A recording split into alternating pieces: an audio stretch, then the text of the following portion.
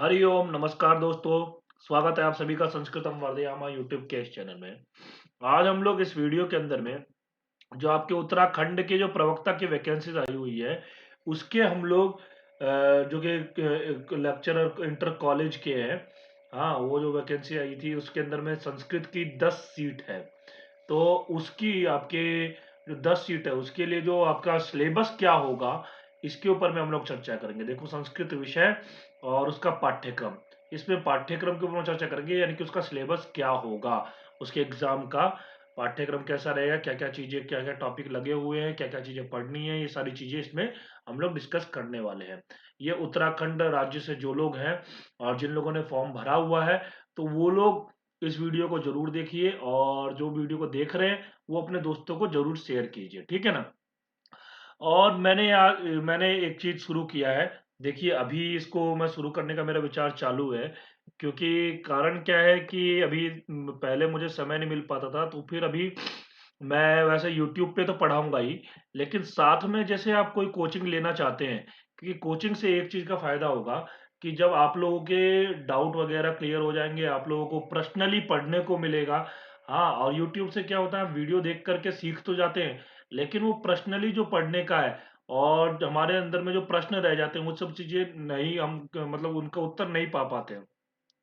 तो इसके लिए कोचिंग जरूरी है, और बहुत से लोगों ने मुझे कहा भी आप सर कोचिंग शुरू करिए, तो इसलिए मैं इसकी कोचिंग शुरू कर रहा हूँ। तो उसके लिए देखिए, आप सभी को सहज सूचित कर किया जाता है कि संस्कृतम वर्धयामा, ये जो हमारा यूट्यूब चैनल है, इसका उत्तराखंड के प्रवक्ता संस्कृत विषय के शिक्षकों के लिए ऑनलाइन कक्षा में 5 नवंबर से शुरू कर रहे हैं, यानी कि 5 नवंबर से मैं क्लासेस शुरू कर रहा हूँ, ठीक है। इससे पहले जो लोग जुड़ना चाहते हैं वो लोग इस नंबर पे कॉल करके 7678292540 और 7020156895, इन दोनों नंबर पे कॉल करके अपना रजिस्ट्रेशन करा सकते हैं। इसका रजिस्ट्रेशन जो होगा वो आपका 4 तारीख तक ही रजिस्ट्रेशन होगा, उसके बाद में रजिस्ट्रेशन नहीं होगा, ठीक है ना। ये आपका है। अगर बाद में भी रजिस्ट्रेशन, मतलब ऐसा है कि ये बाद में रजिस्ट्रेशन इसलिए नहीं होगा क्योंकि मुझे ऐसा लगता है कि ये आपका ज़्यादा बच्चे मैं इसमें लूंगा नहीं, क्योंकि ज़्यादा बच्चे मैं ज़्यादा से ज़्यादा इसमें लूंगा 25 बच्चे एक बैच के अंदर में होने चाहिए, ठीक है। क्योंकि अब ये इसमें ये देखिए कि इसमें पूरा 90 दिन के अंदर में ये जो कक्षा है वो आपकी कितने दिनों की चलेंगी, वो 90 दिन की इसमें क्लास चलेगी, यानी कि 3 महीने की इसमें क्लास होगी, ठीक है। इसमें 3 महीने तक क्लास चलेगी। इसमें उत्तराखंड प्रवक्ता संस्कृत विषय का संपूर्ण पाठ्यक्रम पढ़ाया जाएगा, संपूर्ण पाठ्यक्रम होगा, ठीक है। और कक्षाएं प्रतिदिन 3 घंटे चलेंगी, 3 घंटे की क्लासेस होगी। और मेरा भी मतलब इसका शेड्यूल मैंने तैयार किया है, अभी पूरा शेड्यूल तैयार नहीं हुआ है। जैसे ही क्लास से पहले पूरा शेड्यूल तैयार हो जाएगा तो उसके अंदर में एक 1 घंटे की सुबह क्लास होगी, और 2 घंटे की 2 घंटे की मध्याह्न में क्लास होगी, ठीक है। 2 क्लासेस ऐसा रखा है शेड्यूल के अंदर में। और आपका जो सुबह की क्लास होगी ना, वो एक विशेष क्लास होगी, ठीक है। सुबह के 1 घंटे क्लास के अंदर में आप लोगों को वो चीज सीखने को मिलेगा कि आप लोग अगर उत्तराखंड के प्रवक्ता की तैयारी करेंगे, कोचिंग लेंगे, तो आप लोग को किसी और एग्जाम के लिए, नेट के लिए भी आपका 70% से ज्यादा, 70 to 75% जो है सिलेबस आपका यहीं कंप्लीट हो जाएगा। और आपको किसी भी विषय के, जैसे परीक्षा हो गई, कहीं पे भी लेक्चरर या आपका इसके लिए क्या कहते हैं, आपका स्कूल शिक्षक के लिए, तो वहां पर आपको समस्या नहीं होगी। तो इस तरीके से मैं इसका डिजाइन कर रहा हूँ, ठीक है ना। और इन कक्षाओं में प्रतिदिन आपको अध्ययन कराने के बाद सप्ताहांत, यानी कि रविवार को हर रविवार को आपका टेस्ट होगा।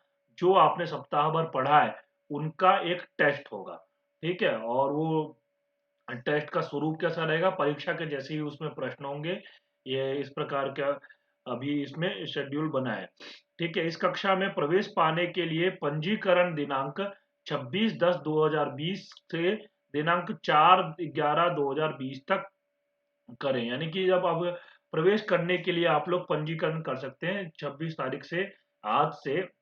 और 4/11 जो आपका 4 तारीख है, यानी कि 5 नवंबर जो क्लास शुरू होगी, उससे पहले तक आप लोग अपना रजिस्ट्रेशन करा सकते हैं।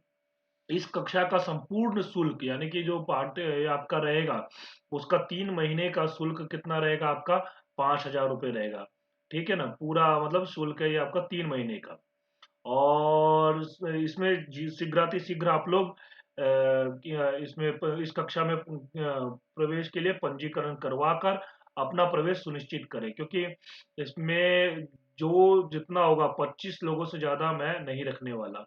क्योंकि जब हम 25 लोगों तक का ही, क्योंकि मेरा टारगेट ये है कि जिनको भी पढ़ाऊं अच्छे से पढ़ाऊं, ताकि उनको आगे कभी समस्या ना आए। ठीक है, ज्यादा बच्चे अगर हो जाते हैं, क्योंकि एक एक जैसे ऑनलाइन या ऑफलाइन कोचिंग के अंदर में देखते हैं 100-100 बच्चे भी एक बैच के अंदर में बैठे होते हैं। तो वहां क्या होता है कि टीचर के साथ में कम्युनिकेशन नहीं हो पाता। और टीचर अभी तो ऑनलाइन के अंदर में ज्यादा बच्चे हो जाते हैं। तो अभी मेरा एक, इसीलिए मैं बोल रहा हूँ कि आपको 4 तारीख तक में आप लोग पंजीकरण करवा सकते हैं। ठीक है, पंजीकरण के लिए आपको नंबर पहले भी मैंने बता दिया है, 7678292540 और 7020156895। इन दोनों में से किसी भी नंबर पे आप संपर्क कर सकते हैं। ठीक है। हाँ, और इसके बाद एक और सूचना देनी है कि ये संस्कृतम वर्धयामा का टेलीग्राम ग्रुप है। इस टेलीग्राम ग्रुप से आप लोग मतलब ये आपका यूट्यूब चैनल हो गया, और ये टेलीग्राम ग्रुप का लिंक है। ये आपका, ये जो आपका, मैं एक मिनट पीले रंग का कर रहा हूँ, एक कलर चेंज कर लेता हूँ पेन का।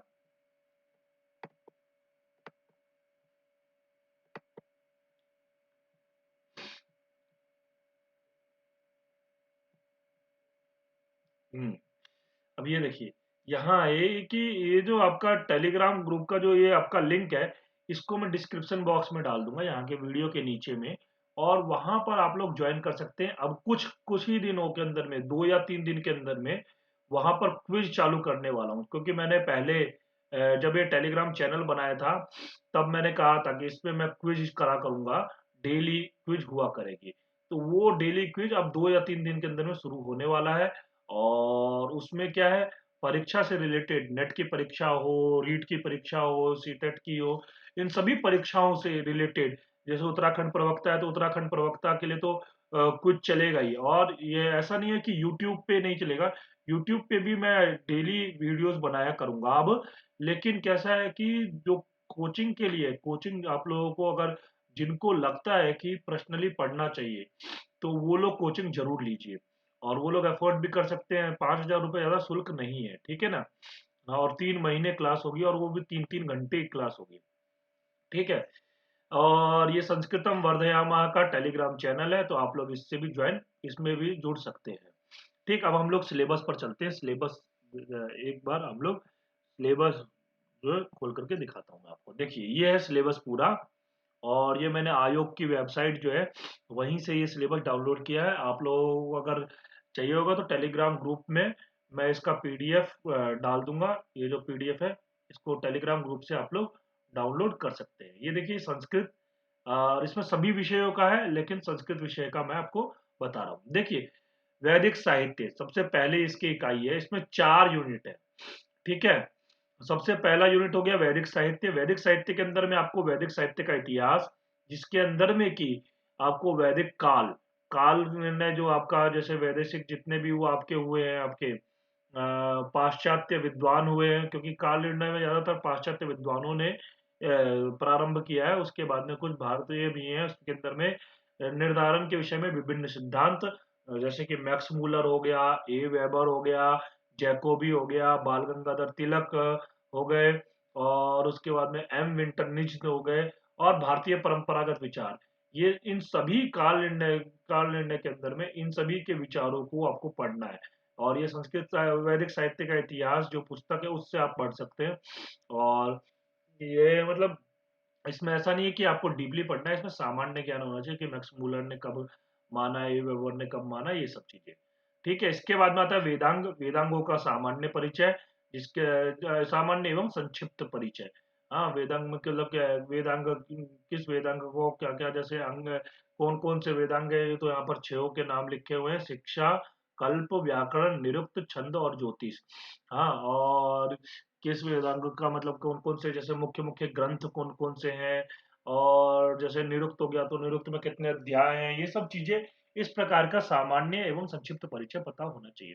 इसके बाद में निरुक्त, निरुक्त के अंदर में पहला अध्याय और दूसरा अध्याय, ये दोनों आपके लगे हुए हैं। और इन पहले अध्याय में से भी आपको 4 पद, जो कि नाम, नाम का विचार, आख्यात का विचार, उपसर्गों का अर्थ और निपातों की कोटियां, ये विशेषतः आपको पढ़ना है। फिर उसके अंदर क्रिया के 6 रूप, यानी कि षडभाव विकार, ठीक है।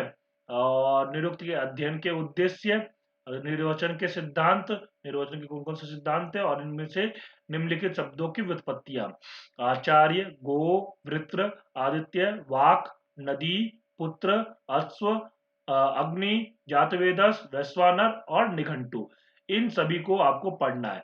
ये आपका पाठ्यक्रम है पूरा, यहाँ से लेकर के यहाँ तक निरुक्त का पाठ्यक्रम है। तो आपको पूरा एक निरुक्त पढ़ना है। और मैं आपको दिखाऊंगा अभी इस वीडियो के बाद में, मैं पुराना जो पेपर हुआ है, वो जो आयोग ने, मतलब इससे पहले जब नियुक्ति के लिए परीक्षा ली थी, तो उस प्रश्न पत्र को भी मैं सॉल्व करूंगा।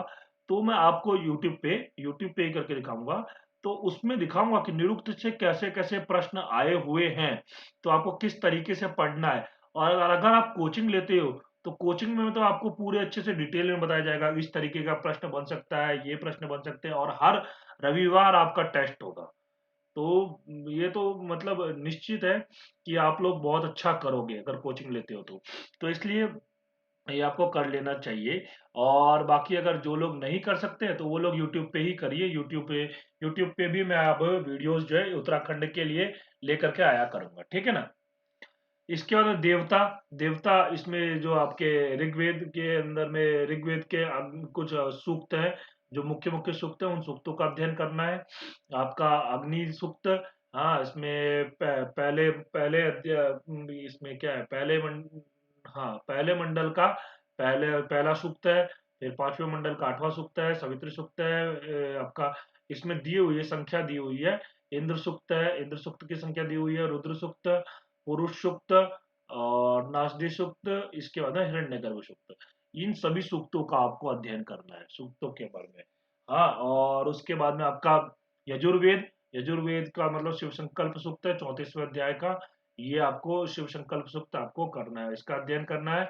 अथर्ववेद, अथर्ववेद के अंदर में भूमि सूक्त, इसका भी अध्ययन करना है। यानी कि ये आपके पाठ्यक्रम में, और देखेंगे तो आप देखिए कि नेट का जो पाठ्यक्रम है, नेट के 25 कोड का जो पाठ्यक्रम है, उस पाठ्यक्रम से मेल खाता है उसमें। लेकिन एक चीज है, जैसे उसमें अग्नि सूक्त दिया हुआ है, तो पहले मंडल का पहला सूक्त है। लेकिन यहाँ पर क्या है, यहाँ पे 5वें मंडल का 8वां सूक्त है, ये भी एक्स्ट्रा में दिया हुआ है। तो इस प्रकार कुछ चीजें एक्स्ट्रा भी हैं इसमें। तो ऐसा नहीं है कि केवल नेट का तैयारी करके, अगर यहाँ पे हमें वो चीजें देखनी है, क्योंकि देखो बहुत से इसमें कंपटीशन बढ़ जाएगा, क्योंकि सीट कम है। उत्तराखंड के पीजीटी में आपका कितना, 10 सीट है। 10 सीट के लिए फाइट इस बार ज्यादा होने वाली है, और इस बार इंटरव्यू नहीं है। पहले क्या था, पहले इंटरव्यू होता था, तो इसलिए। और इस बार जो है बहुत से लोगों ने फॉर्म भरा है, और इस बार कंपटीशन बहुत ज्यादा होने वाला है। तो आप लोग अपनी तैयारी करिए, और ये छोटी छोटी चीजें भी आप लोग अच्छे से तैयार करिए, क्योंकि आपका ये छोटी छोटी चीजें ही आपको एग्जाम क्लियर करवाएंगी। क्योंकि ऐसी चीजें तो सब लोग जानते हैं, सब लोग पढ़ते हैं, सामान्य चीजें सब लोगों के पास में गाइड होता है, गाइड से सब लोग पढ़ते हैं। लेकिन जो लोग डीपली पढ़ेंगे, जो लोग मूल ग्रंथों को पढ़ेंगे, और जो लोग अच्छे से अध्ययन करेंगे, उन लोगों का निश्चित है होगा। हाँ, और ये कंपटीशन तो वैसे बहुत ज्यादा टफ होने वाला है। ठीक है, इसके बाद आते हैं विषय वस्तु। इसके विषय वस्तु के ऊपर में देखते हैं। विषय वस्तु के अंदर में जैसे संगीता, उसका सामान्य परिचय, ब्राह्मण ग्रंथ उसका सामान्य परिचय, आरण्य ग्रंथ उसका सामान्य परिचय। यानी कि इसके अंदर में आपको इतना पढ़ना है कि संगीता का आपको कौन कौन सी संगीताएं हैं, किस संगीता में किस चीज का वर्णन किया गया, ब्राह्मण ग्रंथ कौन कौन से, मतलब किस वेद का कौन सा ब्राह्मण ग्रंथ है, किस वेद का कौन सा आरण्य ग्रंथ है, और उसके अंदर कितने अध्याय हैं, किन किन चीजों का वर्णन किया गया है। हाँ, मुख्य मुख्य चीज क्या है उसके अंदर, इतनी चीजें, सामान्य चीजें पता होनी चाहिए। उसके अंदर उपनिषद, उपनिषद के अंदर में ईश, केन, कठ, तैत्तिरीय और बृहदारण्यक, इन उपनिषदों का आपको अध्ययन करना है। ठीक है, ये मुख्य है उपनिषदों का अध्ययन। क्योंकि देखो ये सामान्य परिचय तो सब लोग कर लेंगे, लेकिन जो उपनिषदों का अध्ययन है, इसमें से क्या होगा, अगर मान लो आपको बीच से कोई सुक्ति दे दी, और उस सुक्ति को आपको पूछा है किस उपनिषद से, तो आप अगर डीपली अध्ययन नहीं किए होगे तो आप नहीं बता पाओगे। आप केवल इतना पढ़े होगे कि नहीं इंद्र मतलब ईशावास्योपनिषद जो ईशोपनिषद है वो आपका यजुर्वेद का 40वां अध्याय है। हाँ, ऐसे करके आपने पढ़ा होगा। तो वो जो पढ़ा होगा तो वो तो इतना तो सब लोग जानते हैं, लेकिन आपने जब ईश उपनिषद को पूरा अच्छे से पढ़ा नहीं है डीपली, तो वहां से पंक्ति अगर दे देंगे तो फिर वो नहीं कर पाओगे, और वही चीज मेरिट में आपको आगे ले जाएगी। तो इसलिए आपको इस तरीके से अध्ययन करना है।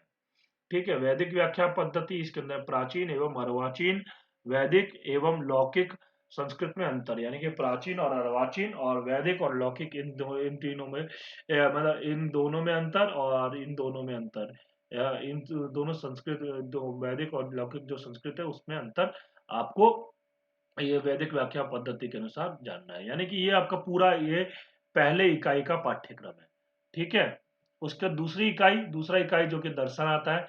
दर्शन के अंदर में आपको ईश्वर कृष्ण की सांख्य कारिका पढ़नी है, और उस सांख्य कारिका के अंदर में भी पर्टिकुलरली आपको सत्य कार्यवाद, पुरुष स्वरूप, प्रकृति स्वरूप, सृष्टि क्रम, प्रत्यय सर्ग एवं कैवल्य, इन सभी विषयों का आपको अध्ययन करना है। ठीक है ना, सत्कार्यवाद, पुरुष स्वरूप, प्रकृति स्वरूप, सृष्टि क्रम, प्रत्यय सर्ग और कैवल्य। ठीक है, इसके बाद में आता है सदानंद का वेदांत सार।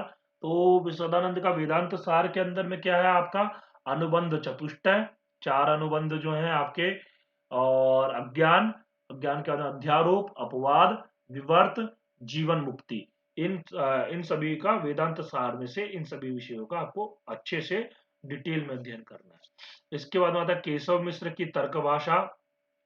उसके अंदर पदार्थ, कारण, प्रमाण, प्रत्यक्ष, अनुमान, उपमान एवं शब्द प्रमाण। हाँ, ये आपका केशव मिश्र के तर्क भाषा में से आपको अध्ययन करना है, इतना।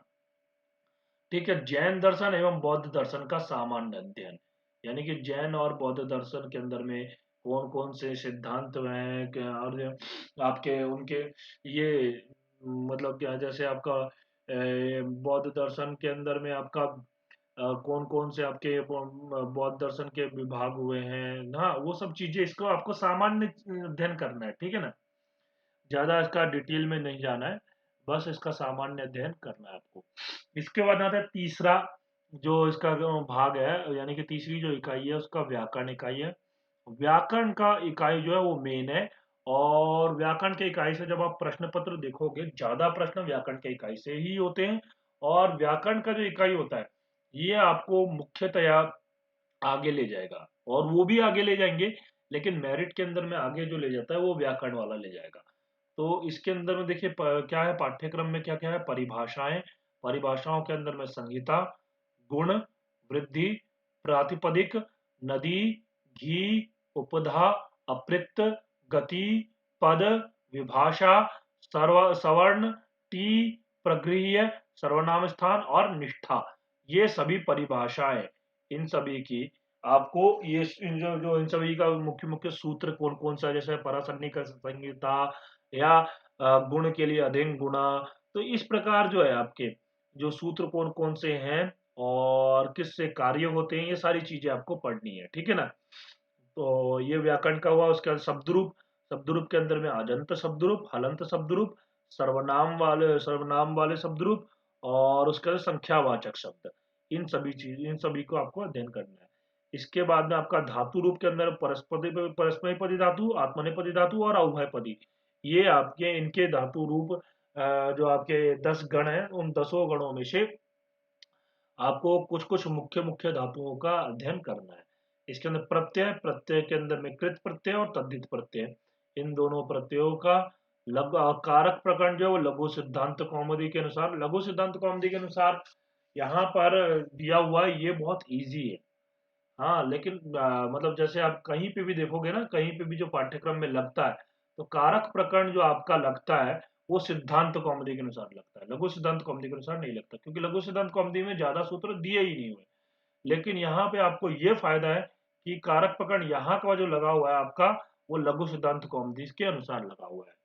ठीक है, उसके बाद में आपका आता है समास। समास प्रकरण क्या है, वो समास भी आपका लघु सिद्धांत कौमुदी के अनुसार है। तो और उसके बाद संधि, संधि भी आपका लघु सिद्धांत कौमुदी के अनुसार है। तो ये व्याकरण का जो पोर्शन है, ये आपको अच्छे से करना है, ठीक है ना। और ये आपको देखो, मैं एक बात कहूंगा कि आप वीडियो देख करके आप साहित्य के पोर्शन को अच्छा कर सकते हो, ठीक है। और आपका ये वीडियो के माध्यम से वैदिक साहित्य जो पहला इकाई है, पहली इकाई आप वीडियो यूट्यूब से पढ़ सकते हो। हाँ, लेकिन निरुक्त निरुक्त आप यूट्यूब से नहीं पढ़ सकते। निरुक्त आप कितना भी पढ़ लोगे ना, क्योंकि ऐसे शास्त्रीय जो विषय होते हैं ना, उसको आपको किसी न किसी शिक्षक से पर्सनली पढ़ना पड़ता है, वैयक्तिक रूप में आपको ज्ञान लेना पड़ता है। तो उसके लिए आपको कोचिंग की जरूरत है, और वो कोचिंग आपको अभी 5 तारीख से शुरू हो रही है। तो आप लोग उसके लिए रजिस्ट्रेशन करवाइए और उसको जरूर शुरू करिए, ये कोचिंग के अंदर में आइए। क्योंकि जब आप कोचिंग के अंदर में आएंगे तब आपको फर्क दिखेगा कि मतलब ये कोचिंग में कितना इससे फायदा होता है, ठीक है।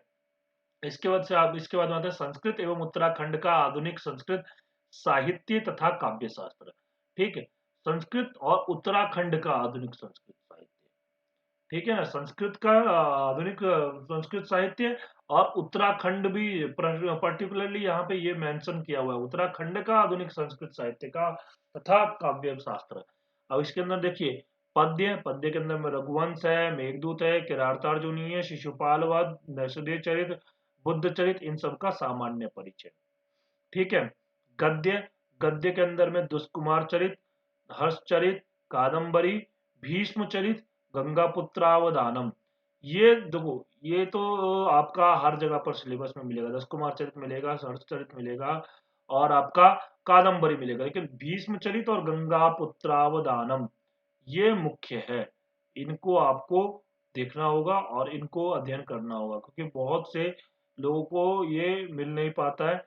हाँ, तो इन सब कुछ चीजों को कहाँ से मिलेगा, क्या करना होगा, कहाँ पे मतलब इसका अध्ययन कैसे करना है, ये सब चीजें आप जब कोचिंग में आएंगे तो फिर आपको अच्छे से पता लगेगा, ठीक है। इसके बाद में आते हैं नाटक। नाटक के अंदर में स्वप्न वासोदत्ता, अभिज्ञान शाकुंतल, मृच्छकटिक, उत्तर रामचरित, मुद्रा राक्षस, रत्नावली, वेणी संगार, इन सब का सामान्य परिचय, ठीक है। और इसके बाद में आपका अंतिम है ये काव्यशास्त्र। काव्यशास्त्र के अंदर अन्य भी है। हाँ, तो काव्यशास्त्र के अंदर देख लेते हैं। काव्य शास्त्र के अंदर साहित्य दर्पण, साहित्य दर्पण में से क्या क्या पढ़ना है आपको, काव्य की परिभाषा, ठीक है। उसके अंदर काव्य की अन्य परिभाषाओं का खंडन, तो उन्होंने कैसे किन किन आचार्यों का खंडन किया है, कैसे कैसे खंडन किया है, तो वो उसके अंदर शब्द शक्ति के अंदर में संकेतक ग्रह कौन कौन से हैं, अभिधा, लक्षणा और व्यंजना। रस, रस के भेद, स्थायी भावों सहित उनके कौन कौन से स्थायी भाव, रूपक के प्रकार, कौन कौन से रूपक है, नाटक के लक्षण, महाकाव्य के लक्षण। ये आपका साहित्य दर्पण से इतना अध्ययन करना है। इसके बाद आते हैं अन्य। अन्य के अंदर में रामायण, महाभारत, पुराण, मनुस्मृति, याज्ञवल्क्य स्मृति में से व्यवहाराध्याय, और कौटिल्य अर्थशास्त्र। ये भी आपका बहुत इंपॉर्टेंट हो गया, इसके अंदर बहुत सारी चीजें लग गई। रामायण हो गया, महाभारत, पुराण, मनुस्मृति, याज्ञवल्क्य स्मृति जिसका कि व्यवहाराध्याय, कौटिल्य अर्थशास्त्र, ये सभी आपके पाठ्यक्रम में है। इतना आपका ये पाठ्यक्रम है। और देखिए, ऐसा नहीं है कि मतलब मैं ये कह रहा हूँ आपको कि कोचिंग कोचिंग लेना ही आपके लिए सही है। मैं यूट्यूब पे भी कराऊंगा, यूट्यूब पे भी वीडियोस बनाऊंगा। हाँ, और यूट्यूब से भी पढ़ सकते हैं। लेकिन जैसे आप आपको कहीं पे भी कोई प्रश्न आएगा, मन में कहीं शंका हुआ, तो आप कहाँ पूछेंगे। हाँ, जैसे आपने कोई किसी वीडियो के अंदर में आपके मन में प्रश्न हुआ कि ये कैसे हो गया, क्योंकि यूट्यूब पे जो वीडियोस बनती हैं उसके अंदर में तो पर्टिकुलरली विषय को केवल पढ़ाया जाता है, एक वे वन वे कम्युनिकेशन होता है। मतलब टीचर जो होता है, यानी कि जैसे मैं हूँ, मैं आपको ये वीडियो जो है आपको बना रहा हूँ, मैं यहाँ से आपको केवल बता रहा हूँ, हाँ समझा रहा हूँ, केवल एक व्याख्यान दे रहा हूँ। लेकिन यहाँ आपके मन में क्या प्रश्न हुआ, उसको आप या तो कमेंट करके बताएंगे, तो अब उस कमेंट का उत्तर मिलेगा जब आपको मिलेगा। हाँ, तो इससे इसीलिए मैंने ये कोचिंग शुरू किया है, तो आप लोग उसको ज्वाइन करिए। और आपको नंबर तो मैंने पहले भी बता ही दिया है। हाँ, यहाँ पे भी दोबारा मैं आपको एक नंबर लिख देता हूँ, 7678292540। ये नंबर है आपका, इसका क्या बोलते से एक नंबर हो गया। और दूसरा नंबर आपका दूसरा नंबर भी है, दूसरा नंबर ये है 7020156895। ये दोनों नंबर हैं। इन दोनों नंबर में से आप किसी भी नंबर पे कॉल कर लीजिए और फिर आपने आपसे कुछ चीजें पूछी जाएंगी, जैसे आपने कहाँ से अध्ययन किया है, क्या अध्ययन किया है, ताकि आपका एक पृष्ठभूमि पता लग जाए कि किस तरीके से आपको अध्ययन कराया जाए। और मैं एक वैयक्तिक वैयक्तिक रूप से अध्ययन इसमें कराऊंगा। ठीक है ना? चलिए, धन्यवाद। आपको हम लोग मिलेंगे अगली वीडियो में। ठीक है? और आप सभी को दशहरा पर्व की बहुत बहुत शुभकामनाएं। ठीक है? और ये आपका दशहरा आज है। चलिए, धन्यवाद।